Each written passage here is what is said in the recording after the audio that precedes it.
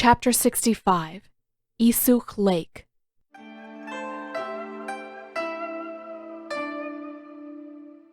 Though Katara ran as fast as she possibly could, it still didn't feel fast enough. She had to get to Zuko.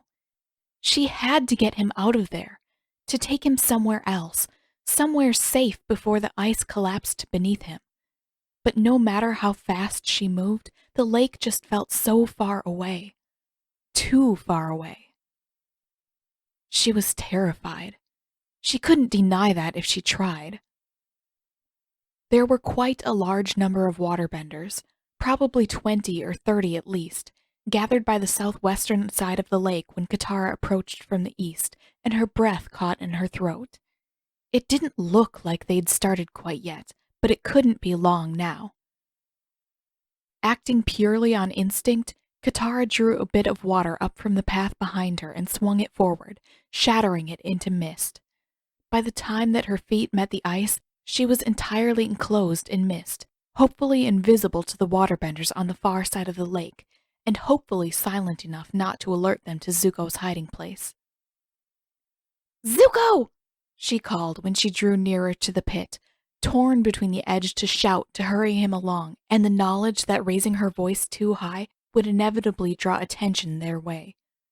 "Zuko, come out here, quick!" She barely managed to catch herself before skidding over the edge and dropped to her knees, breathing hard. There was a bit of rustling before he emerged from the tent and shaded his eyes with his hand. "Katara? What are you?" "Come here!" she answered, waving vigorously. "Hurry! We have to get out of here!" To his credit, Zuko headed toward the steps without hesitation, but that wasn't fast enough for her. Not nearly fast enough.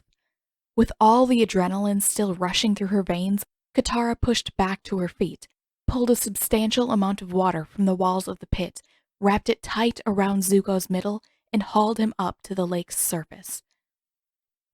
He swore aloud and took a second to recover both his balance and his composure. "What the hell, Katara? You're acting!"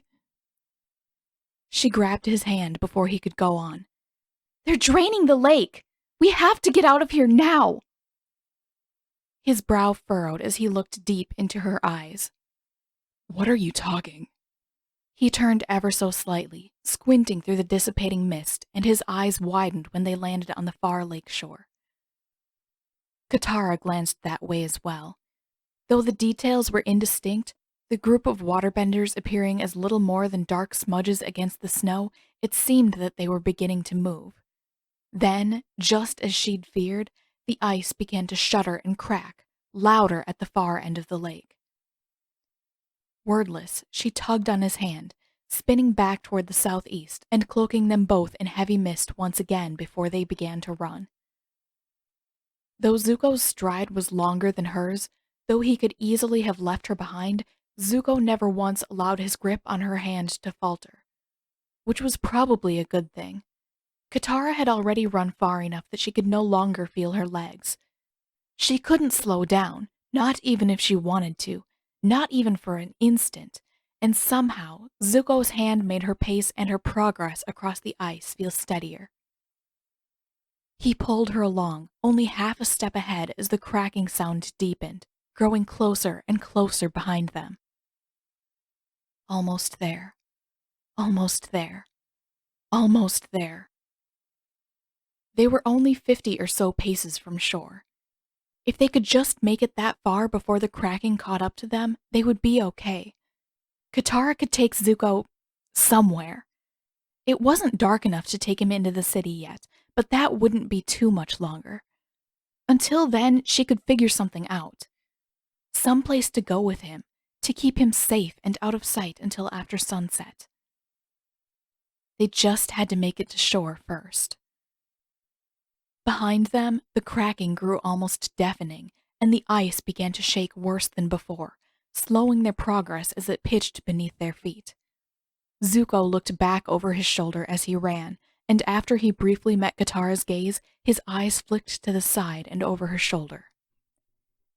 His eyes widened, and his grip tightened so much that it almost hurt. "Katara!" he didn't make it any farther than that. Katara's next step fell on what felt like nothing, and as she instinctively stretched out her arms to catch herself, she lost track of Zuko's hand. The freezing black water reached upward to swallow her whole.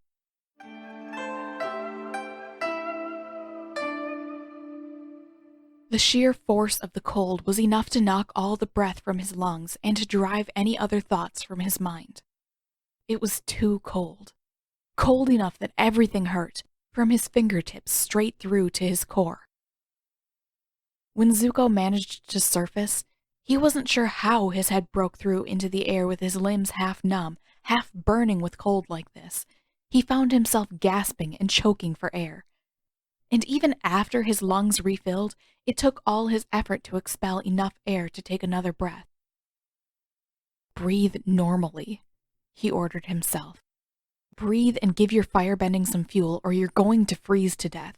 If you die out here, it's going to be your own stupid fault." It hurt. Just like everything else at the moment, it hurt to fight the impulse to hold his breath. But he managed one deep breath, and his inner flame crackled to life. Another, and the warmth spread through his torso. A third, and although he still ached with the cold, he could at least feel his limbs again. And he could think. And hear. A series of sharp, high-pitched gulps came from behind him, and he twisted in the water until he found Katara several arms' lengths away, struggling to remain afloat. "Katara!" Zuko swam toward her. He couldn't remember feeling quite this frozen and achy the last time he'd swam in the North Pole's frigid water, but he supposed that he'd at least been prepared that time. Not like now, when the ice had turned to liquid right beneath his feet, and he hadn't even had the time to suck in a breath in preparation. It must have been even worse for Katara. As far as he knew, she'd never swam in water this cold before. She didn't know how to fight against it. He reached out an arm. "Katara, swim this way. We're almost to shore." For a moment, it looked like she was trying to paddle her way closer, but her movements were all too small, too fitful, and then she shook her head, the motion small enough that it was difficult to tell whether it was deliberate or not. Too cold." "Shit." Zuko swam closer. "Grab onto me," he ordered. He thought his voice came out a bit too harsh, but there was no time, no use in correcting himself. "If we don't get out of the water, you're going to freeze." When she took an instant too long to reach out, Zuko grabbed her hand instead. "Keep your head above water," he barked. Again, his voice was far more harsh than he intended, but he couldn't stop to correct himself. There was no time for that. He wasn't even sure his voice would work if he tried softening his words. "I'll pull you to shore if I have to, but if you could at least try to help, that would be great." He didn't know whether Katara listened. All he knew for certain was that they were moving. Slowly. Possibly too slowly, but they were moving towards shore. By the time that they reached the dark, pebbly stretch of shore that used to be blanketed in snow and ice, Zuko's legs were half numb, and he wasn't certain that he could stand. Still, he forced himself upright, dragging Katara along after him until they were both clear of the water before he finally stopped long enough to look at her. Katara was soaked and disheveled and shivering so violently that her entire body shook.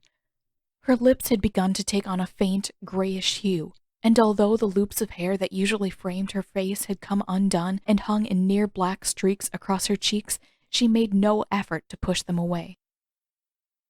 Zuko's heart sank a little. Shit. She was cold. Far, far too cold. It had only taken them a few minutes to clamber out of the lake, but he knew enough of the dangers of extreme cold to know that even that could be too much. If he couldn't warm her up soon, then she would. Instinct took over, and he grabbed Katara by both shoulders. "Katara, listen to me. Can you dry us off?" Though she was shivering so badly that it was difficult to tell for certain, he thought that she nodded. And then, after a brief, breathless moment, she pulled back from him, raised her shaking hands ever so slightly, and drew the water from his clothes, then from her own. Zuko frowned.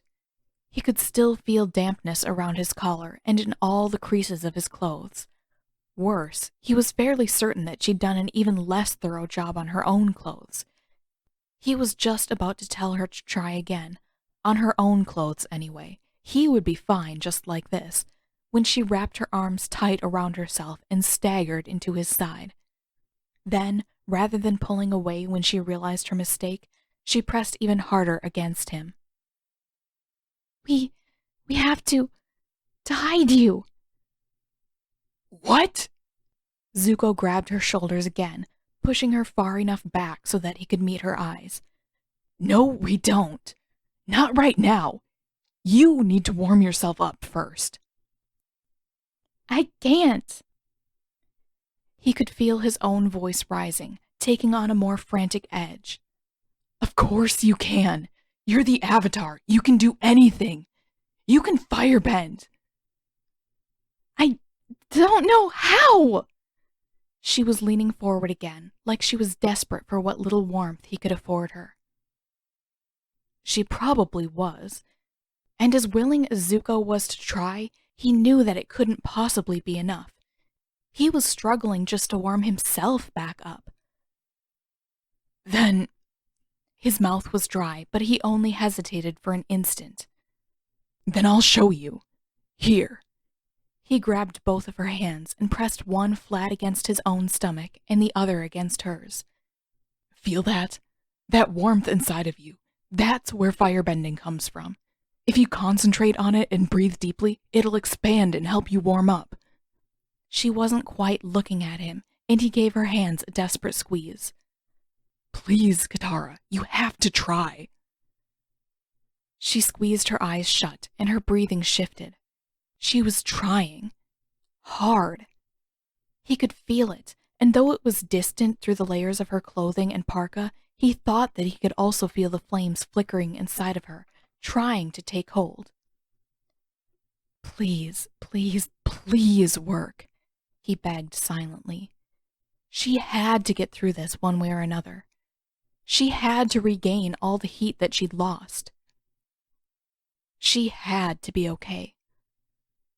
But the flickering only managed to hold for the length of a few breaths before the shivering overtook her again, and she shook her head, leaning into Zuko again.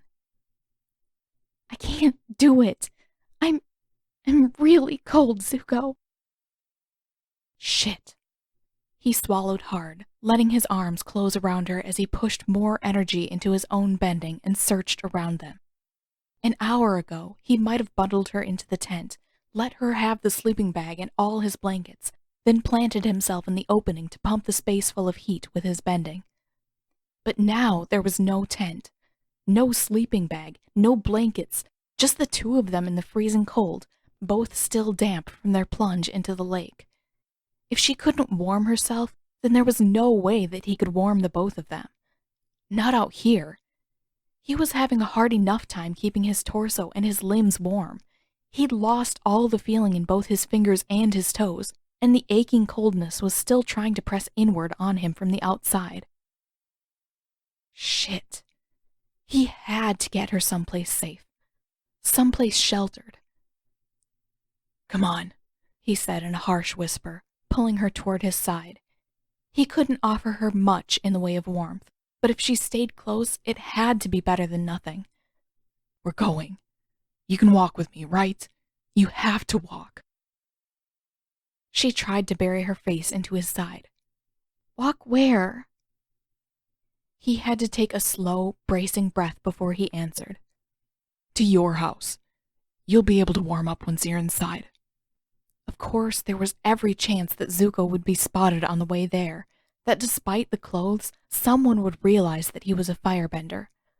Or that he'd make it to the house, and Sokka would be so furious that he'd kick Zuko out as soon as Katara was settled. Then Zuko would inevitably be captured anyway because he had nowhere left to go. But Katara would be safe.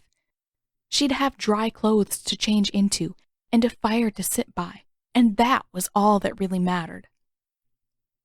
As long as Katara was okay, Zuko couldn't really ask for anything else. She pulled back just an inch or so, just far enough to meet his eyes. Hood up. Please. If you're going into the city, you have to at least. Before she could go on, he reached up with his free hand and flicked the hood up over his head, trying his best not to notice the odd, musky odor that the fur was emitting now that it was wet. Fine. I'll keep my head down. His arm tightened around her shoulders. Come on. We have to go now. Though leading Katara along the street was easier than hauling her through the water, their progress still felt agonizingly slow. Too slow. He glanced back toward the lake once to see that much of the water had been lifted up into the air, an impressive and slightly terrifying sight, he had to admit, but otherwise kept his eyes fixed on the street in front of them, scanning each and every house for the familiar carvings around the door. He'd only been there once before, but he thought he'd gotten a decent enough look at the front of the house. Surely he could find the place again. He had to, even if Katara was shivering too violently to point him in the right direction. Unfortunately, by the time they reached the house that Zuko recognized, he thought that he recognized, at least, Katara had stopped shivering. That didn't make him feel any better about things. In fact, he felt much, much worse. They were still outside. Katara's clothes were still damp, and try as he might, he could only extend his own bending so far. It wasn't that she was warming back up. It couldn't be. Which meant that something had to be wrong. Very wrong. He hesitated just an instant outside the door, and Katara looked up at him, a little bleary-eyed. We're here? Zuko nodded. He thought so anyway. He didn't really care either way. It was a house. Whether it was the right one or not, it had to be warmer inside than out. He shoved his way unceremoniously through the door and pulled Katara along with him. Zuko? On the far side of the room, Sokka shot to his feet. What the hell are you? Aang rose too, and he, at least, had the decency to look concerned. What happened? Are you guys okay? Katara? Shakily, she pulled away from Zuko's side. The lake. We fell in. You what? How did that? I mean, why? How? Ugh, they didn't have time for any of his stupid questions. Zuko grabbed Katara by the wrist and shoved past Sokka, pulling her farther into the house. You need to get dried off. Right now. Do you have dry clothes around here somewhere? But I don't want to change. Her eyelids drooped a bit and her shoulders began to curl inward. Yeah? Sokka pushed past Zuko this time and grabbed Katara by the arm. Well, that's too bad for you because you're going to change. If you're not back in 2 minutes, I'm coming in after you. He shoved her a little too roughly through the nearest door on the right side of the room. The second that she was out of sight, he crossed his arms and glared daggers at Zuko. How did you two fall in the lake? Aang asked. The ice is really thick. Shouldn't it be really hard to... Zuko pulled his parka off over his head and tossed it aside. There was more moisture still trapped in the fur than he'd realized at first, and his clothes underneath, just a dark gray tunic and nearly matching pants, much like what he'd always worn as the Blue Spirit, were soaked in places, but he, at least, could steam himself dry. Though it was still cool by his standards, that was no danger for him personally. Just for Katara. She was going to need more warmth than this, and soon. I'll bet Zuko here did something stupid and accidentally soaked himself while he was trying to get Katara, Sokka announced. What else could it possibly be? Zuko scowled and shoved his way past, toward the sad-looking fire pit. Waterbenders are draining the lake, he said, not looking back as he crouched and began stacking more fuel onto the pathetic blaze and feeding it further with his bending. Katara came out to warn me before they started, and the ice collapsed just before we made it back to shore. He frowned. Isn't there any more firewood than this? Why the hell would anyone drain the lake? Sokka demanded. Aang, meanwhile, made himself at least passably helpful by trotting to the far side of the room and returning with an armload of firewood. Zuko stacked another few pieces on top of the fire so that it would burn as long and as hot as possible and set the rest to the side. Then and only then did he spare Sokka a glance. I have no idea what they're doing. There wasn't a lot of time to talk. Katara got to the lake, we ran, and the ice broke. He stood up and turned toward Aang. Are there any extra blankets or furs or anything? Yeah, in the bedrooms, Aang answered. I'll go get them. Zuko nodded, racking his brain for anything else that might help. Anything that might be able to pull Katara back from the edge that felt far too close at the moment. Sokka still looked deeply unimpressed. What do you think you're doing now? Making yourself comfy? Zuko tossed his arms out to the sides. I don't have anywhere else to go. And if you think that I'm going anywhere before I know that Katara is okay, then you're insane. I'm not leaving when I might be able to help. He wasn't sure what he could really do that the others couldn't, but he'd figure something out. Probably. He was going to lose his mind if he kept feeling this helpless, this useless for much longer. Sokka frowned. Fine then. Aang, keep an eye on him. I'm going to go make sure that Katara is okay. With that, he shoved through the door after Katara. Zuko gave an exasperated groan and rubbed his forehead with the heel of his hand. What did Sokka want him to do? He'd brought Katara back home as quickly as possible. There really wasn't anything else he could have done to help her, but even he realized that this didn't look good. Especially so soon after Sokka had gone out of his way to accuse him of something. Manipulating and endangering Katara, probably. Aang was apparently taking Sokka's instruction very literally, and he stood uncomfortably close. Don't you need some dry clothes too? I mean, I don't know if we have anything for you, but you're not that much bigger than Sokka. I could go look through his stuff and see if... Zuko shook his head. Even if he couldn't dry himself with his own bending, he certainly wouldn't accept any of Sokka's clothes. Not after all those accusations and... he'd lost Sokka's sleeping bag at the bottom of the lake, hadn't he? And Katara's tent, and all of his own supplies too. Sooner or later, he was probably going to need to borrow more things. He didn't need to start that now if he could help it. I can dry myself off. It's Katara who I'm really worried about. He cast a glance toward the door, then shook himself back to reality and tried to focus on his bending until steam began to rise off of his tunic. Aang frowned. Why didn't Katara do that? She is a waterbender. Couldn't she have dried you both off? She tried. I think she was too cold to focus by the time we got out of the water, that's all. Oh. Aang paused. I guess that makes sense. Do you think she's going to be okay? Zuko had to swallow hard and look away. I'm not sure. I hope so. He finished steaming himself dry and looked at the fire again. A fire and furs. It felt as though he ought to do more, but for the life of him, he couldn't think of anything.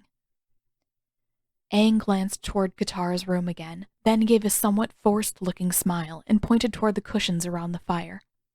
You can probably sit down. I'm sure they'll be back out soon. And I'm sure Katara's going to be okay. Right? Zuko wished that he could believe that so easily. Of course he'd pulled Katara from the water and led her back to the house as quickly as possible, but it was much harder to know whether that could possibly be enough. Sokka doesn't want me here, he opted for instead. It was true, and even Aang couldn't reasonably dispute that point. Not that I care that much, but I'm sure he'll be angry if I'm sitting down when he gets back out here. No, I don't think so. I think he's just worried about Katara. By his tone, it was obvious that Aang was worried too. Nobody's going to make you leave, I promise.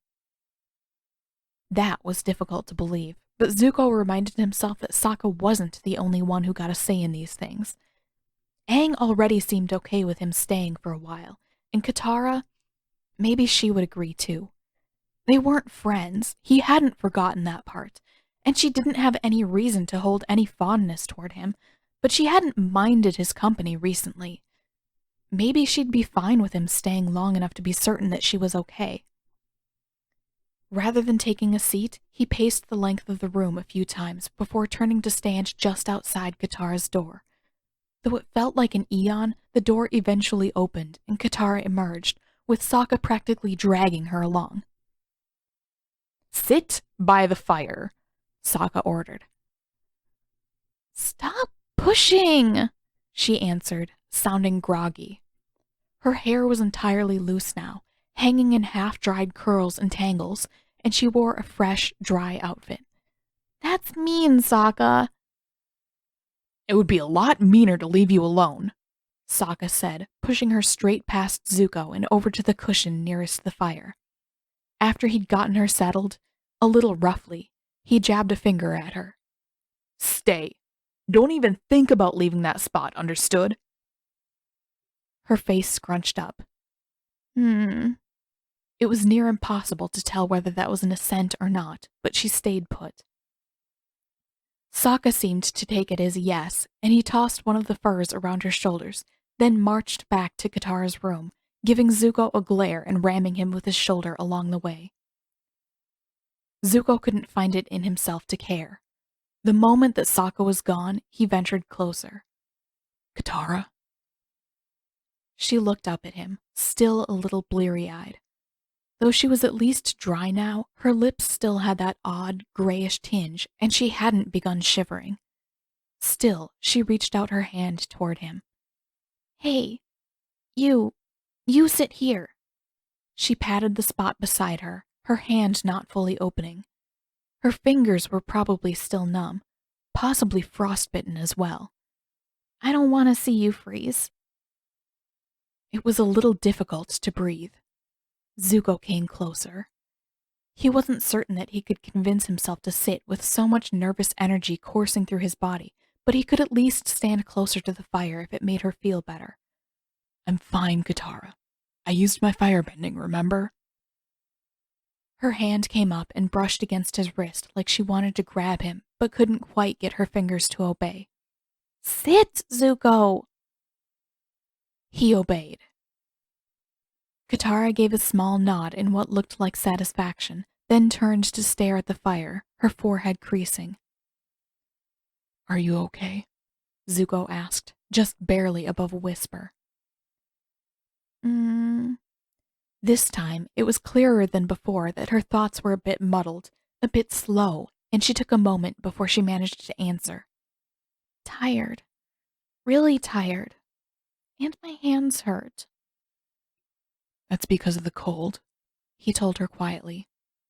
Then, "Can I see your hands?" She held them out in his direction, and Zuko inspected them as gently as he could. His stomach twisted each time that she grimaced, but thankfully he couldn't see anything too terrible. They didn't appear to be frostbitten badly enough to cause any lasting damage. "They should feel better in a little while," he told her, hoping with all his might that he wouldn't be proven wrong. "I can heal them if they don't." Katara pulled her hands back and tucked them both against her stomach, then went back to staring at the fire. "Yours too." Zuko watched the flames too, forcing them to burn higher so that the heat would reach her faster. "I told you I'm fine. I don't need any healing." Her voice dropped. "I should have run faster." Before Zuko could answer, she'd run as fast as she could, and if anything, she ought to have stayed far away and left him to fend for himself. Sokka reemerged with Katara's damp parka draped over his arm and hung it over the fire, glowering at Zuko the whole way. "You don't need to be that close to her," Sokka said. "Didn't I warn you earlier?" What? Zuko hadn't exactly begged to sit by Katara. Though he absolutely didn't want to leave her side now that he was here, it hadn't been his idea. Katara asked him to sit there, Aang said helpfully, taking the spot directly across from Katara on the opposite side of the fire. What? Sokka half yelled. Katara frowned. Shh, Sokka. Sokka did not look happy about it, but he did at least stop shouting. He flopped into the remaining gap between Zuko and Aang. What happened? How did you end up in the water? Brows still furrowed, Katara pulled the furs tighter around her shoulders, and Zuko had to fight the urge to reach out and help her with it. They're draining the lake, using the water to reinforce the walls. Aang cocked his head to the side. Can't they use the water outside the city instead? Slowly, Sokka shook his head. No, that's all salt water. It wouldn't freeze very well. He glanced toward Zuko, apparently annoyed that his story matched Katara's. How did he know that this was happening? I was with Yue, Katara answered. One of the waterbenders from the upper class came to talk to her. He said that they were draining the lake. She paused, voice beginning to shake. Zuko looked her way, and the tension in his chest and shoulders eased almost instantly. She was shivering again. Finally. I ran all the way to the lake, she added. I was scared. His hands clenched into fists. He had seen the fear in her eyes. At the time, he hadn't quite understood it, but the fear had been obvious. And he still didn't understand why she cared that much about what happened to him, but the fear itself made sense. He cared about her, after all. He had to look after her. He had to be sure that she was okay. He clenched his jaw and focused his attention on his breathing. Warmth from both the fire and his own core stretched out farther, until he was almost convinced that he had Katara enveloped in it. Until he was sure that he was helping to bring her temperature back up to normal. Sokka frowned, but when he turned to face Zuko, he seemed a bit calmer than before. Why didn't you try to warm her up? You did it for yourself. I tried. Zuko rubbed his own forehead. Between the amount of effort it took to keep the flames burning as high and as hot as possible, and the general fatigue settling over his limbs, he couldn't find much spare energy for annoyance toward Sokka. We were both soaking wet. There was only so much I could do with my own bending. I tried to show Katara how to use her firebending too, but it just didn't work. Katara shifted a little as a particularly violent wave of shivering struck. Is there something wrong with me? I'm supposed to be able to... I'm the Avatar. I should be able to firebend. No, Zuko answered as forcefully as he could. No, there's nothing wrong with your bending. Then why couldn't I? Because most people can't firebend in the cold without spending a lot of time practicing first. I guess I just hoped that something would work. He clenched his hands even tighter to keep from reaching out toward her. He knew what that felt like. He'd spent most of his life feeling utterly useless as a bender. He wished that he could keep Katara from ever feeling that way. Zuko swallowed again and shook his head. Coming back here was the only other option I could think of. Aang made a thoughtful face. Maybe I could teach her to do the same thing with airbending. That might be easier. Zuko couldn't fathom how it would be. Air was a lot less direct way to generate heat than stoking the fire that was already inside them, and it would be practically worthless in the water. But he didn't have the heart to argue when Katara made a small noise of agreement. She shifted again, and if he wasn't mistaken, he thought that she was leaning a tiny bit closer to him. You guys can work that out later, Sokka said. I think the more important question is what we're going to do about Zuko. I mean, it wasn't great that he could get out of the pit whenever before this, but... You know I am right here, don't you? Zuko asked, exasperated but too tired to speak very harshly. Well, obviously. But we can't risk keeping you here. Aang frowned. Why not? He is helping us get ready to fight Zhao. And we've got plenty of room. Zuko shook his head. I don't need to stay here that long. He couldn't imagine that he'd like hiding inside of the city any better than he'd liked sitting at the bottom of an ice pit, and he didn't savor the idea of being close to Sokka all the time either. Not to mention all the others from the water type who would probably come to visit them all the time. Great. Sokka sat a little straighter. Well, you know where the door is. What? Now? I can't even put the stupid parka back on right now. Frustration began to build up, and the back of his eyes started to itch. He was too tired to muster a convincing argument, too overwhelmed to think through his options and find a safe place to spend the night, and too terrified to leave Katara alone. Of course Sokka and Aang would try to look after her if he left. Zuko knew that, but he wouldn't be able to stand not knowing for certain. Not tonight.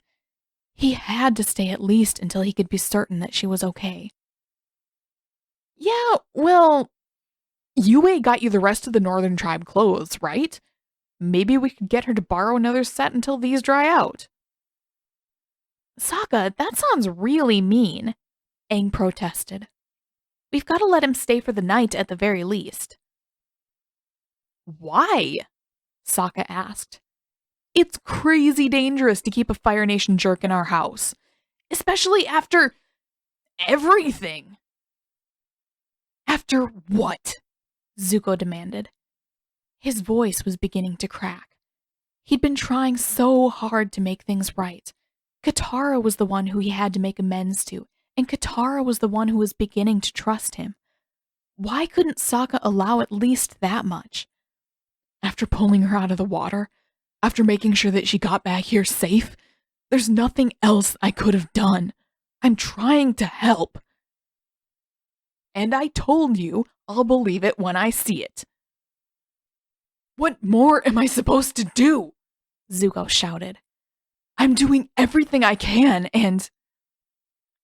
A soft, warm weight landed against his left shoulder, and he stopped mid-sentence, heart in his throat. For several long moments, he sat absolutely still, scarcely remembering how to breathe. He'd noticed Katara moving ever so slightly closer to him, noticed her beginning to slump as the exhaustion settled in deeper. Logically, he knew that she had to give in to it sooner or later. Logically, it only made sense that she had given up and rested her head on his shoulder simply to keep from toppling. Still, his face burned, and it took all his will to finally look down at her. Katara had scooted closer to him, closer than he had even realized, until she hardly had to lean to the side in order to rest against him. Her shivering had grown just a fraction less violent, and her eyes were closed, her dense lashes forming delicate, shadowy semicircles on her cheeks. Shit. Zuko couldn't identify the feeling that had begun to flood into his chest, but it was soft and warm and fluttering, utterly unfamiliar, and yet pleasant. Somehow, that terrified him. Hey! Sokka leaned sharply forward and grabbed Katara by both shoulders, pushing her upright again. Hey, Katara, listen to me. There's no reason for you to be leaning on Zuko like that. If you're tired or something, just... Her eyes opened a slit, and she made a small, grumpy noise. She smacked Sokka's hands away and nuzzled back into Zuko's side. Leave me alone, she mumbled, eyes closing again. Her hands looped clumsily around his arm. He's warm. Though Zuko wouldn't have been the least bit surprised to see Sokka try to haul Katara away again, he stopped instead, frowning deeply. He waved his hand in front of Zuko a few times, pulled it back, thrust it forward again until it nearly crashed into Zuko's face, then lowered it. Still hovering uncomfortably close, Sokka furrowed his eyebrows. Are you firebending right now? Like, to warm her up or something? A little confused, Zuko nodded. Of course I am. With that, Sokka thumped back onto his own cushion again, staring at Zuko like he'd grown an extra nose in the middle of his forehead. Well, then that's... He frowned, crossed his legs, and rested his elbows on his knees. Well,